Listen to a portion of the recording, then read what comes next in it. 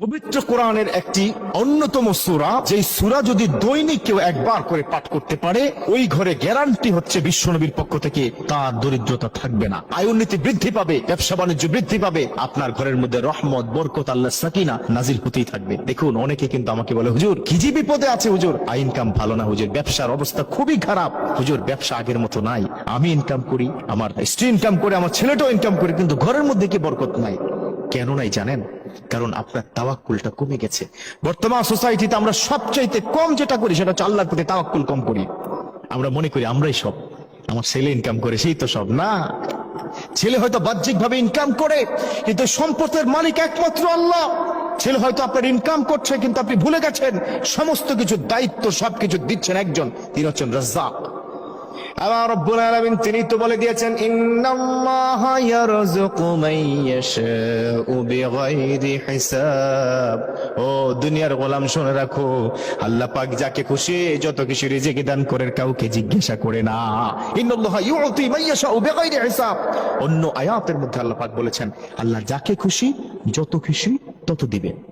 দেখুন, কোরআনের মধ্যে নাই এমন কোনো কিছু নাই। পবিত্র কোরআনের মধ্যে সূরাত ইয়াসিন হচ্ছে কোরআনের হার্ট।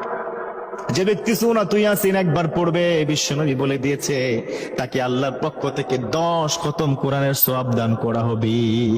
যে ব্যক্তি 3 বার সূরাতুল ইখলাস পড়বে, রব্বুল আলামিন তার আমলনামার মধ্যে পুরা কোরআনের 1 খতম দেওয়ার সওয়াব হয়ে যাবে। সুবহানাল্লাহ। এর মানে কোরআনের মধ্যে নাই এমন কিছু না। পবিত্র কোরআন সম্পর্কে রব্বুল আলামিন নিজেই তো বলে দিয়েছেন, ওয়ানুনাজ্জিলু মিনাল কোরআনি মা হুয়া শিফাউন ওয়া রাহমাতুল লিল মুমিনিন। ও দুনিয়ার গোলাম, শোনো শোনো, তোমাদের জন্য কোরআনটা হলো রহমত, তোমাদের জন্য কোরআন হলো শিফা। যে কোরআনটা আমি নাজিল করে দিয়েছি, এই কোরআনটা হলো যেমন রহমত তেমন শিফা।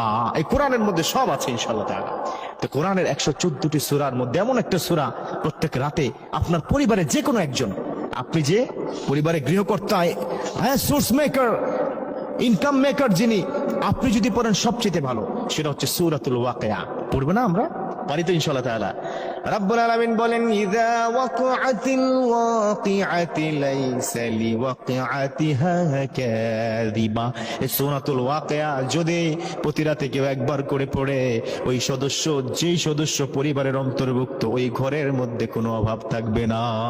পরিবারের মধ্যে যে কোনো একজন যদি পড়েন, তাহলে ওই ঘরের মধ্যে অভাব, অনটন, দরিদ্রতা ছুতে পারবে না। ব্যবসা বাণিজ্য আল্লাহ পাক উন্নতিকে দিবে। পারবো তো ইনশাআল্লাহ সবাই? আল্লাহ পাক আমাদেরকে সূরাতুল ওয়াকিয়ার পক্ষ থেকে, মধ্য থেকে আল্লাহর রহমত